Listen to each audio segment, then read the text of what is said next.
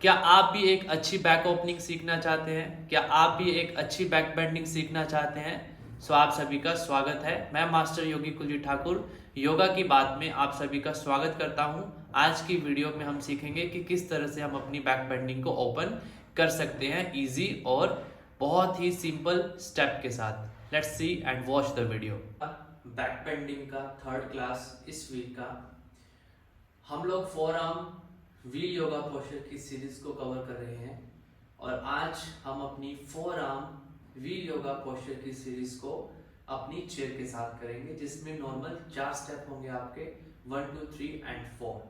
Let's start with warm up. हम warm up के साथ शुरू करते हैं अपने सेशन को। सबसे पहले हमें चाहिए होंगे 2 yoga blocks.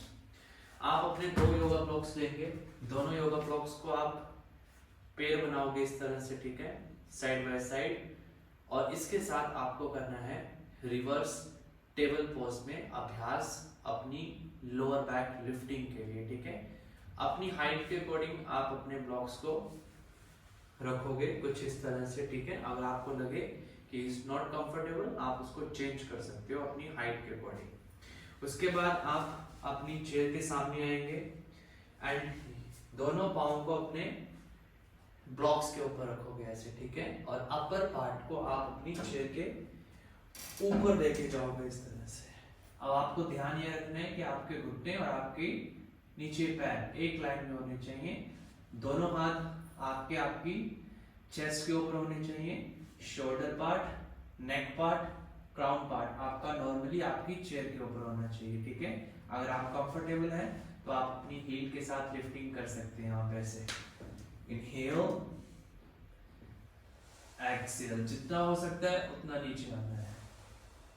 Inhale as much as possible and exhale इस तरह से जितना हो सकता है उतना आपको नीचे आना है। काउंटर पोज करने के लिए आप यहीं से ब्लॉक्स के साथ पश्चिमोत्तानासन लगाएंगे, जिससे आपकी बैक का काउंटर हो जाएगा, ठीक है।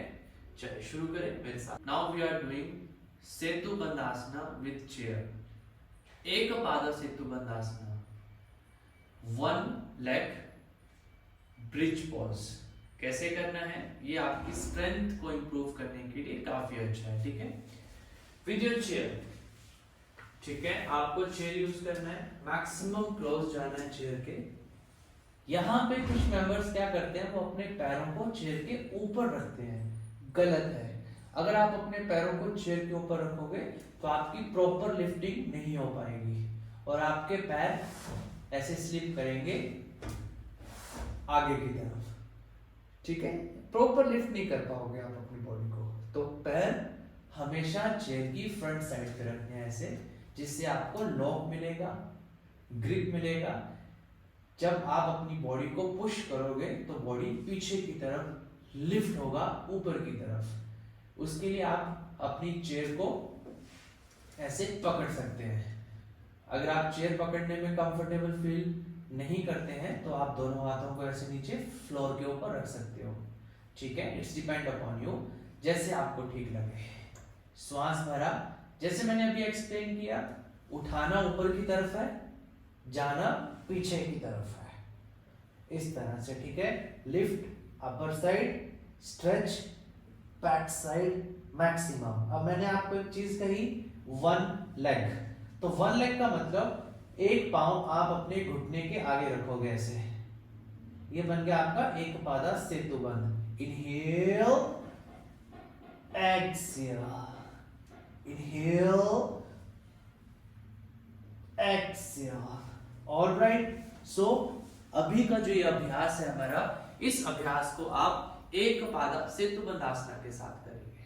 आसान है, ज्यादा मुश्किल नहीं है, ठीक है।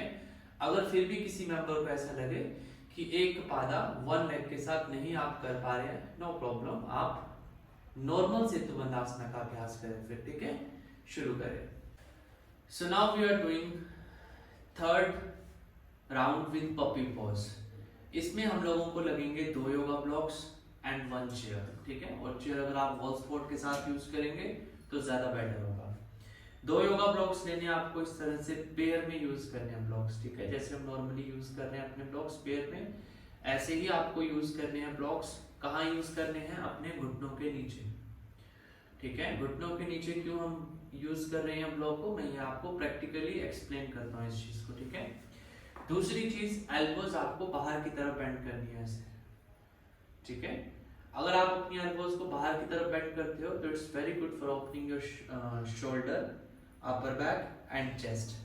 अगर आप अपनी एल्बोज को ऊपर की तरफ बेंड करते हो तो it's just only good for your shoulder part, ठीक है। अगर आपकी एल्बो सामने की तरफ है तो it's good for your shoulder, only shoulder. अगर एल्बोज बाहर की तरफ है आपकी तो it's also good for your shoulder, upper back and chest, ठीक है। Done it. तो दोनों में थोड़ा थोड़ा डिफरेंस है। अब देखिए आप मेरे को, जैसे मैंने अभी आपको एक्सप्लेन किया कि आपको घुटने कहाँ ब्लॉक कहाँ रखने हैं, घुटनों के नीचे रखने हैं। तो सबसे पहले आप अपनी अलाइनमेंट चेक करोगे कि ब्लॉक्स कहाँ रखने हैं, किस पॉइंट के ऊपर आपको रखने हैं। तो सबसे पहले आप अपनी एल्बोज को बेंड करोगे सामने की तरफ, अपनी कुर्सी के ऊपर रखोगे ऐसे, राइट एल्बो, ये है हमारी लेफ्ट एल्बो, ठीक है। दोनों घुटनों के बीच में गैप होना चाहिए, शोल्डर के बराबर, पैरों में भी गैप होना चाहिए, और आपके नी, ठीक है, आपके नी और आपका हिप एक लाइन में होना चाहिए, ठीक है। ज्यादा पीछे नहीं होना चाहिए, ज्यादा आगे नहीं होना चाहिए, ठीक है। आफ्टर कंप्लीट अलाइनमेंट आप चेक करें कि आपके घुटने किस पॉइंट के ऊपर थे, और बिल्कुल वहीं पे फिर आपको अपने ब्लॉक्स रखने हैं, और फिर ब्लॉक्स के ऊपर आपको अपने नीज रखने हैं, राइट। क्लियर हो गया सबको? फिर उसके बाद आपको क्या करना है, ध्यान से देखें, फिर से अपनी पोजीशन में जाना है आपको, और आपको अपने पैर उठाने हैं ऐसे, और पैर उठाकर फिर आपको पूरा डीपली स्ट्रेच करना है अपनी बॉडी का ऐसे। इनहेल थोड़ा सा ऊपर, एंड एक्सहेल मैक्सिमम स्ट्रेच करना है एज मच एज पॉसिबल, जितना आप कर सकते हैं उतना, ठीक है। अब यहाँ पे क्वेश्चन है कि सर ब्लॉक यूज क्यों किया हमने, और हमने अपने पैरों को क्यों उठाया। पैर उठाने के लिए हमने ब्लॉक यूज किए। पैर उठाने का रीजन ये था कि आपका बॉडी वेट मैक्सिमम आगे की तरफ जाए, जो आपकी चेस्ट ओपनिंग, शोल्डर ओपनिंग और आपकी अपर बैक ओपनिंग में आपको हेल्प करेगा एक नॉर्मल पोस्चर से ज्यादा, ठीक है, यानी कि एडवांस लेवल पे। ऑलराइट, इसलिए हमने ब्लॉक यूज किया। Finally we are doing four arm wheel yoga pose practice with chair, ठीक है। स्पेशली ये आपकी शोल्डर ओपनिंग, चेस्ट ओपनिंग और अपर बैक ओपनिंग के लिए सबसे बेस्ट टेक्निक है, जो आपके चक्रासना, पूर्ण चक्रासना की विधि को, सीरीज को सॉल्व करने में बहुत ज्यादा हेल्प करता है, ठीक है। ये अकेला एक पोस्चर आपके चक्रासना, पूर्ण चक्रासना की सीरीज को सॉल्व करने में बहुत ज्यादा हेल्प करता है। कैसे करना है आप देखें, नहीं होगा तो आप उसकी जगह पे धनुरासना लगाएंगे, ठीक है। सबसे पहले आपको क्या करना है, घुटनों के ऊपर आप अपनी चेयर के सामने बैठेंगे और अपने रिवर्स टेबल पोज में चले जाएंगे, जैसा अभी आपने स्टार्टिंग में मेरे साथ किया था, कुछ इस तरह से। उसके बाद आप अपनी चेयर को ग्रिप करोगे। ग्रिप करने के बाद आपको अपनी अपर बॉडी को लिफ्ट करते हुए अपने ग्राउंड पार्ट को अपनी चेयर के ऊपर रखना है इस तरह से, ठीक है, ताकि आपकी एल्बोज नीचे की तरफ आए और आप अपनी चेयर को इस तरह से ग्रिप कर पाए। ऑलराइट, अगर आप कंफर्टेबल फील कर रहे हो तो आप अपने पैरों को पीछे ला सकते हो, अगर आपको ऐसा लगता है कि आप कर सकते हो। अगर आपको लगे कि आप नहीं कर सकते तो वहीं रखो जहां पे थे। करना क्या है, कोशिश करो अपनी बॉडी को लिफ्ट करने की कुछ इस तरह से, 1 2 3 4 एंड 5, इस तरह से, ठीक है। ट्राई करना है आपने, कोशिश करनी है उस चीज को करने की, और फिर आपको नॉर्मली अपने पश्चिमोत्तानासना में चले जाना है। अब यहाँ पे एक नॉर्मल सा क्वेश्चन आता है कि सर हमसे नहीं हुआ या हम नहीं कर पाए। आपका भी ये क्वेश्चन होगा, ठीक है।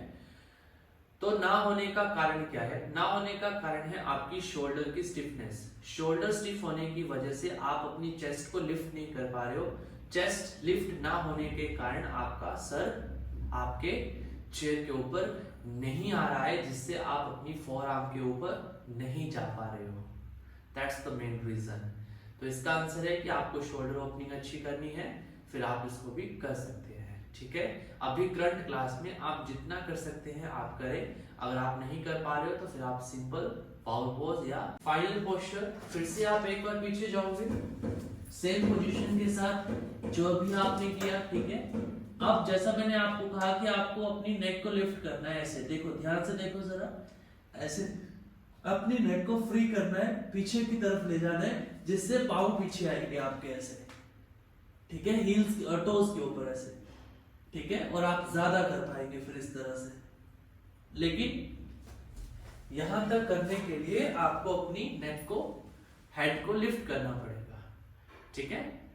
Done it clear? नहीं होगा तो नहीं करना है, नहीं हो रहा है तो जितना हो रहा है उतना ही करना है, ओवर बेंड नहीं करना है, ओवर स्ट्रेच नहीं करना है, ठीक है। जब तक शोल्डर